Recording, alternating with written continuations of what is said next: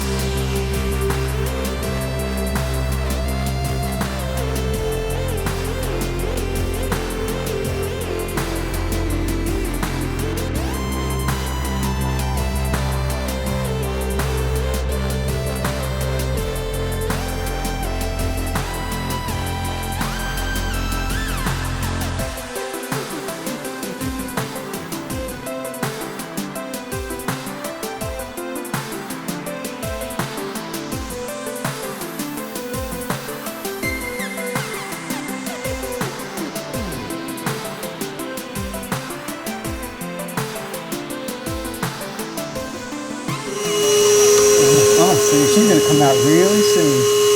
There she is. There she is.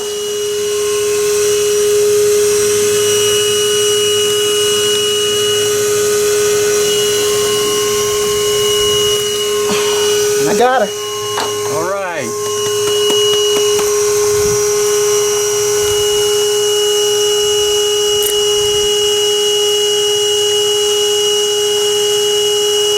Oh no. Oh, you got it. Woo! Thank you, Jesus. Hot dog, huh? Wow. All right, let's get these bees finished vacuuming up. It ain't there no more. Not that was much to begin with, but it's not there. We got a few more field bees coming in. I'm vacuuming up. Let me show you what we took out of there. This is the inside of the everything bee vac, and you have a screen right here, and all the bees go inside the bottom. You can see them down there. It wasn't a whole lot of bees. I'm saying 2-3 pounds maybe. I don't even think it was 3 pounds. 2 pounds for sure. We have our bees in here.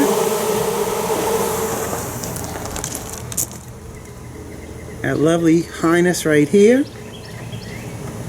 And now we're headed over to Hollis. I forgot to tell you. At first I said the bees were going to come home with me, but no, they're going home with Hollis. And we're going to head over to Hollis and we're going to turn these bees loose. Well, we got our way back to Hollis's and check out her little bee yard right here, huh? Look at this. She's got a bunch of hives going on back here. And this is where we're going to set up the new one right here. And the way we're going to do it, it might be a little bit radical, but I'm pretty sure it's going to work. We're going to take a frame of brood from, I believe, this hive right here, the pink hive. And then we're going to take that frame of brood, put it in a nuke box, strap our queen into empty frame next to it, grab 2 more frames of just foundation, drop them in there, shake our bees onto our queen and see what happens. It should make for interesting video if nothing else. And we'll see what happens. So by the grace of God, it will work for us though. And they'll be set up in Hollis's little video. Look at this. This is nice, huh? Wow. All right, let's see if our plan is going to work. We're going to go ahead and go through the box and find us a frame of brood to add to this nuke to entice their bees to stay there. So this is all Hollis and stuff, so she's going to be doing the work here. Look at it, there's bees in this box. Surprise! Yay! Now we're not going to smoke them either. I told Hollis we don't want to do that. I see nothing but honey up here. Right. There's going to be brood up here? No. So we got to move this box off? Yeah, we do have to move this box Well, off. this thing's got to weigh 80 pounds. It does weigh 80 pounds. Oh, man. I don't like lifting heavy things. So we can just set it right on top of that? Yeah, we can. Okay. I got it. No, I'll help. Why you make me stand in the front so I'm going to get stung? Exactly. That's why.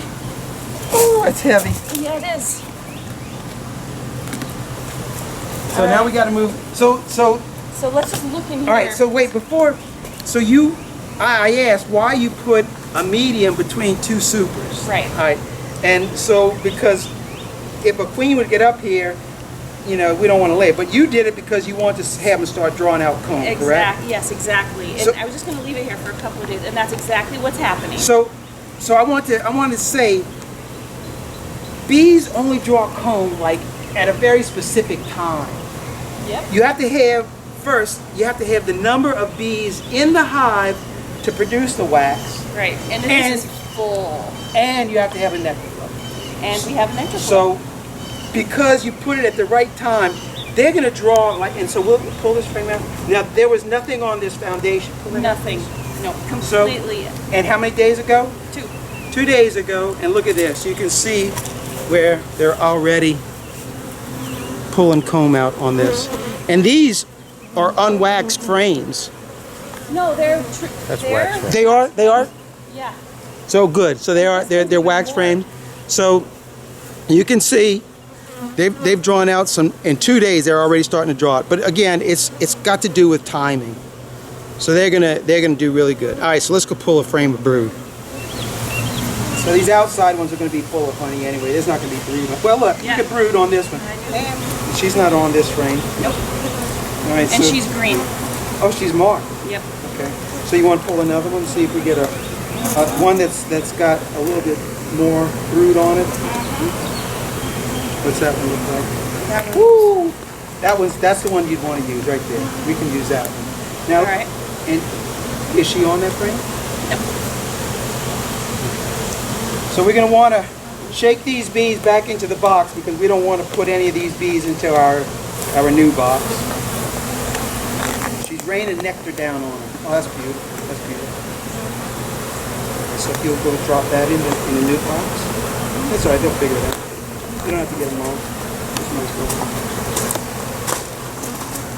And you're going to want to grab another frame to take up that space. Hold that up again. I want to see that brood. Yeah. Okay. Beautiful. Actually, what we're going to do is we're going to slide this frame over. Slide this frame over. And the next one as well. And the next one as well. And we're going to drop that frame in between all that. So we're going to force him to draw this one out.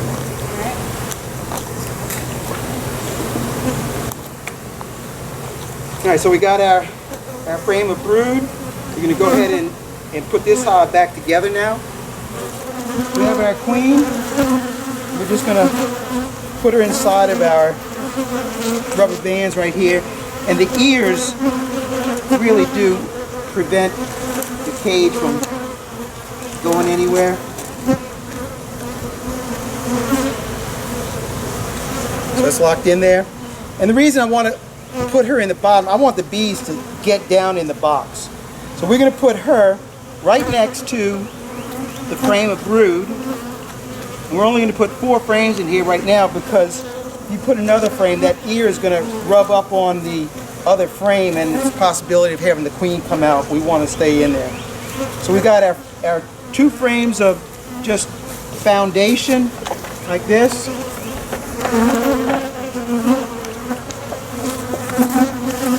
Our frame of brood. And our queen. So now comes the firecrackers, huh?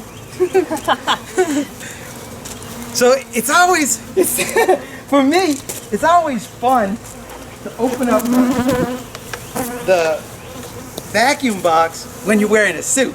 Now, I've seen the dirt rooster, he doesn't wear anything and he does it. Well, he can do all that, I ain't doing that. So, Hollis, if you want to, so you'll take just lift the top out and you're just gonna pour the bees, you're gonna bounce bounce that in here. Good job, good job.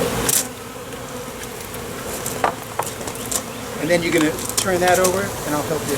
And we're gonna now bounce the bottom. Get it?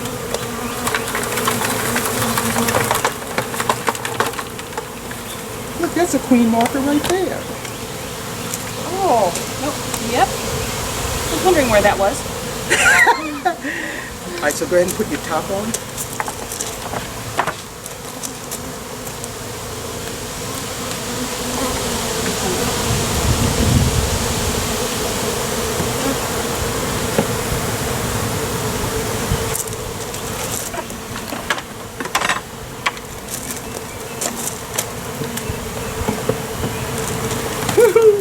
Now, was that easy? So easy. So we're going to leave the bee bag right here with the rest of the bees in it. I got it leaned up against the front of the little nuke box. They'll crawl out of there. They'll go into there. These bees that are flying around, they'll figure it out. Either go to one of these boxes here or come to here. But anyway, that's all. It's all good. So you got anything you want to say, Hollis? No, other than I really love my bee vac. Yeah, the everything bee vac makes it so much easier. And it's portable, electric. You don't have to plug it in. Yeah, that's why I love it. Yeah. Charlie, you got anything to say? No, thanks for watching. Keep on watching. We'll be making. So that's it. Charlie said, thanks for watching. I'll say keep on watching. You be saying we'll be making more. We'll be making more. All right. So we got. Okay. Oh. You ready? So Charlie, you got anything to say? The only thing I have is thanks for watching. Keep on watching. And we'll be making more. God bless, Mr. Ed, Charlie, and Hollis. We're out into We're all out of here. Woo! It was a success.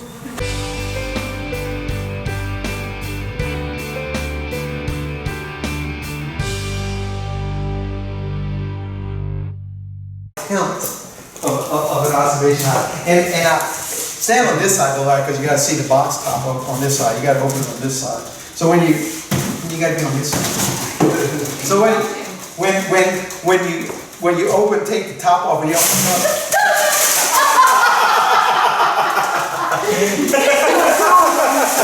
So that's why I had to video that. Let's see this. So this box I build as an observation hive. And it's pretty unique in the sense that I decorated it up. Wait, stand over here. Don't stand over here. Stand over here. So I decorated it up for the so that they can see it. And so when you open the box,